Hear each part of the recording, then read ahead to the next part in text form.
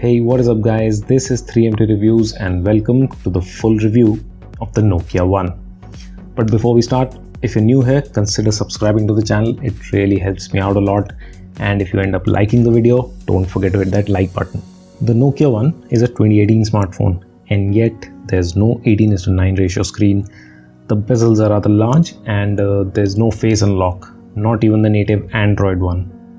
Yet this is one of the most important smartphones for Nokia and to an extent Google.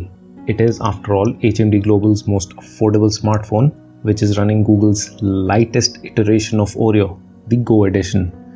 You see where I'm going with this. So what is the phone all about? Let's begin with the things I like about it. Its size for starters. With manufacturers trying to cram in ever larger screens on phones these days, the 4.5-inch display on the Nokia One comes as a relief. It's been quite a while since I've been able to WhatsApp with just one hand. A compact screen also means easy pocketability, if that's a word. The phone easily slides in and out without getting stuck on the pocket seams of my jeans, and there's enough room for more stuff. A minor thing, but I like it.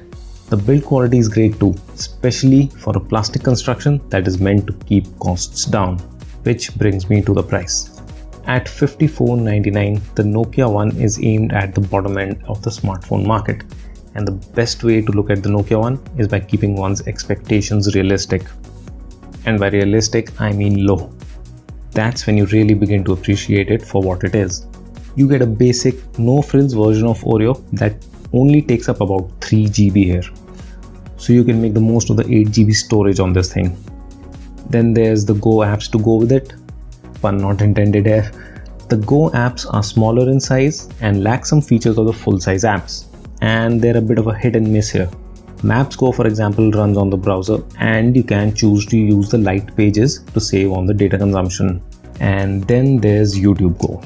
I would love to tell you more about this app, but it wanted to know my phone number and read all my contacts. Yeah, so I just ignored it completely. But you can always install the full-on versions of the apps if you want, like I did with YouTube. Those apps that you can't, the Play Store warns you about them. The Go edition is designed for low-spec phones, and to make it as small as possible, Google ended up removing some features that actually make Oreo tasty. Pun intended. There are no notification dots, and neither is Google Now. Well, you win some, you lose some. But otherwise, the phone's performance is about par for the course. There's 1 GB of RAM and the phone is powered by a MediaTek MT6737M chip, which gets things moving along decently well. Reactions aren't lightning quick, but like I said, you have to keep your expectations low. Another hit and miss is the battery life.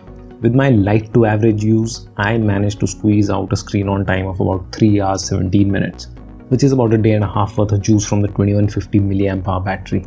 But push it harder and you'll probably be looking at about only a day's worth of battery life. The cameras on the Nokia One are a bit of a compromise too.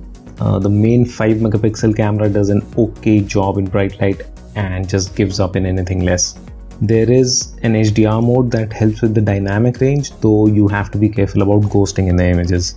And the minimum focusing distance isn't that great either. Tapping the screen only appears to lock the exposure. The camera also shoots 720p footage, which really isn't earth-shattering to be honest.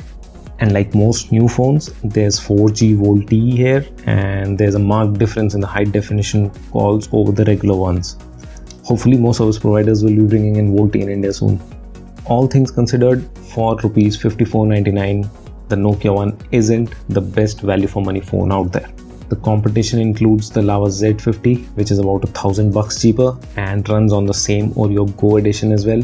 And for about $500 more, you can get a Redmi 5A, which comes with a bigger battery, a faster processor, twice the RAM, and twice the storage. But the 5A is only available in flash sales, so you'd have to be Mr. Quick Fingers to get it. So who is the Nokia One for? Well, it's for those people who want the pure Android experience but don't want to spend too much money on a Pixel. It's also a great first phone for young buyers who don't care much about performance. And it's also for the true blue Nokia fan who won't want anything else. For the rest of us, we'll have to look at other options out there. And before you go, hit the bell icon so you don't miss out on any of our upcoming videos. See ya!